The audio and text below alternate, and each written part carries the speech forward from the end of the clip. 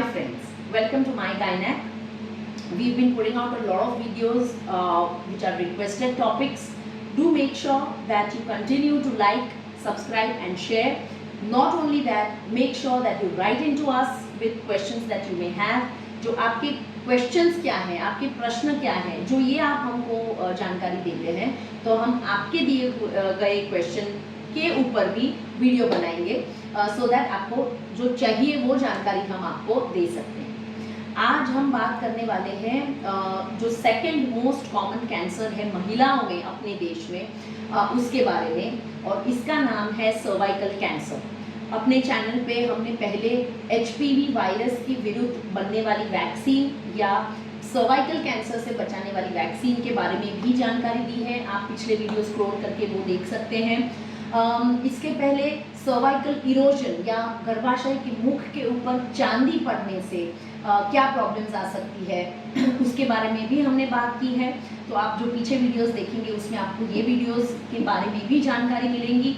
आज हम एक और कदम आगे बढ़ के एक्चुअली सर्वाइकल कैंसर क्या है, कैसे आता है, कौन से एज ग्रुप में आता है और इसके प्रेजेंटिंग सिम्टम्स क्या होते हैं और ट्रीटमेंट ऑप्शंस क्या होते हैं, इसके बारे में संक्षिप्त रूप में हम जानकारी लेंगे। तो सर्वाइकल कैंसर यानी कि गर्भाशय के मुख का कैंसर, ये गर्भाशय की लाइनिंग के कैंसर से बिल्कुल अलग है। ये जो कैंसर है ये नॉर्मली ट्रांजिशन जोन में बनता है।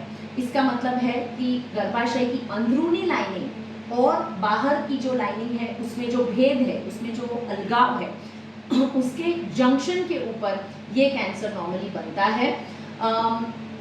अर्ली एज ग्रुप में, मतलब ज़्यादातर कैंसर्स हम देखते हैं कि ओल्डर एज के महिलाओं में आता है, पर सर्वाइकल कैंसर जो है वो ज़्यादा डेडली इसीलिए है कि ये रिप्रोडक्टिव एज ग्रुप की महिला में ज़्यादातर देखा जाता है, जिसका मतलब है 18 से लेके 40, 45, 45 वर्ष की आयु की जो महिलाएं हैं उनमें ये कैंसर ज़्यादा आमतौर पे देखा जाता है।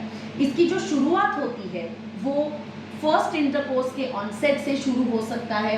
10-15 साल ये वायरस अंदर ही अंदर ग्रो करता है और इसके बाद ये फ्रैंकली कैंसर के सेल्स में डेवलप हो सकता है। तो HPV वायरस जो इसका बहुत ही कॉमन रीज़न है, 95 to 97% of the cases cervical cancer का जो जिम्मेदार होता है वो है HPV वायरस या ह्यूमन पैपिलोमा वायरस।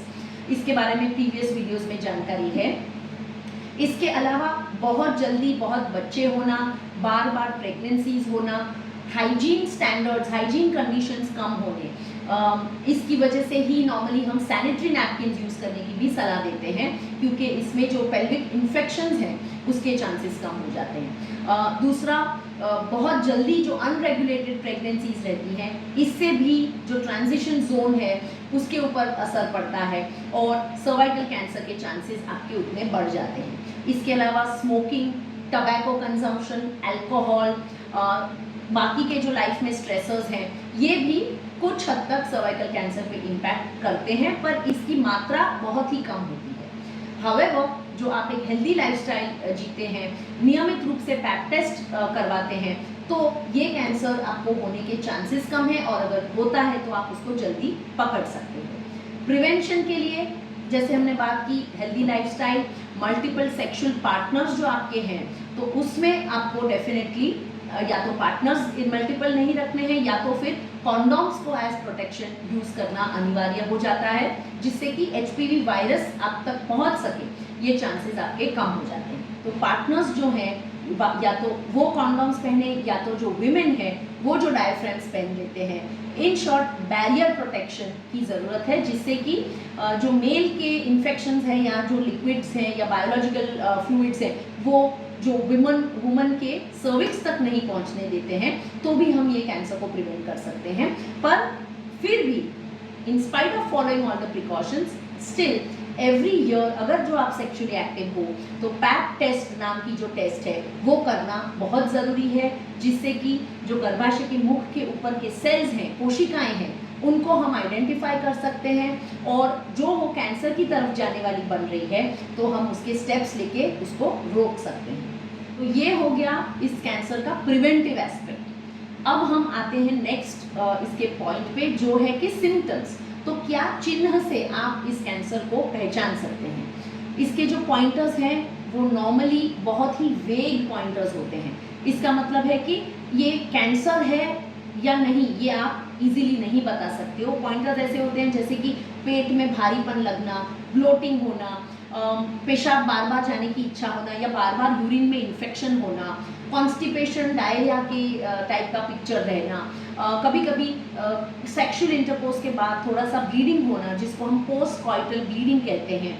ये भी एक बहुत ही डेफिनेट सिम्टम है जो सर्विक्स पे या गर्भाशय के मुंह पे जो कोई प्रॉब्लम है। तब जो ज़्यादा चिंताजनक बात है वो ये है कि इस कैंसर के जो सिम्टम्स हैं वो नॉर्मली तब आने शुरू होते हैं जबकि ये कैंसर ऑलरेडी पेशाब की थैली या तो अंतड़ियों तक पहुंच गया है, जिसका मतलब है कि ये ऑलरेडी तीसरे स्टेज में जा चुका है, जिसके बाद बहुत सारी ऐसी हमारे पास अवेलेबल रिसोर्सेज या ट्रीटमेंट्स नहीं है जिससे कि हम ये कैंसर को पूरी तरह निकाल सकें। इसीलिए prevention is the best cure for cervical cancer, ये बात हम कहते हैं।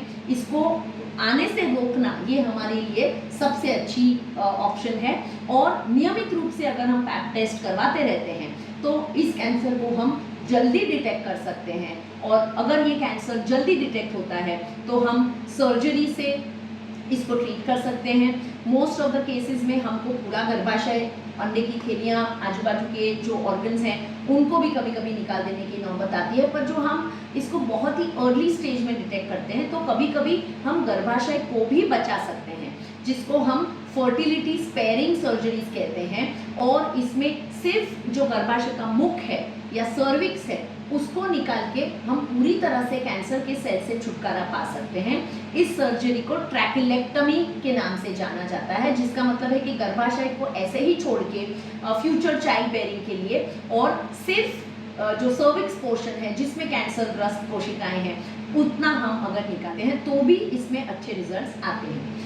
जो ये थर्ड स्टेज ऑनवर्ड्स का कैंसर हो जाता है तो फिर बड़ी सर्जरी जैसे कि पेल्विक एक्सेंटरेशन, मतलब पेल्विस में जो भी ऑर्गन्स हैं उनको प्रिवेंटिव रूप में निकालना, रेडियोथेरेपी करना, बाकी सारे नए नए मॉडर्निटीज़ हैं इस कैंसर को टैकल करने के लिए, वो सारे चीज़ें हम कर सकते हैं। पर फिर भी सब करने के बावजूद भी जैसे हम आगे के स्टेजेस में जाते हैं तो जो सर्वाइवल रेट्स हैं वो बहुत ही कम हो जाते हैं और प्रोग्नोसिस पेशेंट का बहुत ही वीक हो जाता है, ब्लीक हो जाता है। तो सभी से यही अनुरोध रहेगा कि सर्वाइकल कैंसर हमारे देश में सबसे common cancer in women number 2 spot पे है। इसके पहले नंबर 1 स्पॉट पे ब्रेस्ट कैंसर है, पर क्योंकि ये कैंसर लेट डिटेक्ट जब होता है तो ज़्यादा दिक्कत पैदा करता है, प्रोग्नोसिस खराब कर देता है। इसीलिए सबसे ज़्यादा महिलाओं की कैंसर से जो जान जाती है वो गर्भाशय के मुख के कैंसर की वजह से या सर्वाइकल कैंसर की वजह से है। तो हम सबको इस मुहिम में जुड़ना चाहिए, नियमित रूप से पैप टेस्ट कराना चाहिए, डॉक्टर की सलाह के मुताबिक प्रिवेंशन सर्वाइकल कैंसर का करते रहना चाहिए, और ज़्यादा से ज़्यादा महिलाओं की जान ना जाए इस कैंसर की वजह से, उसके लिए हमको पूरे स्टेप्स लेने चाहिए। Thank you.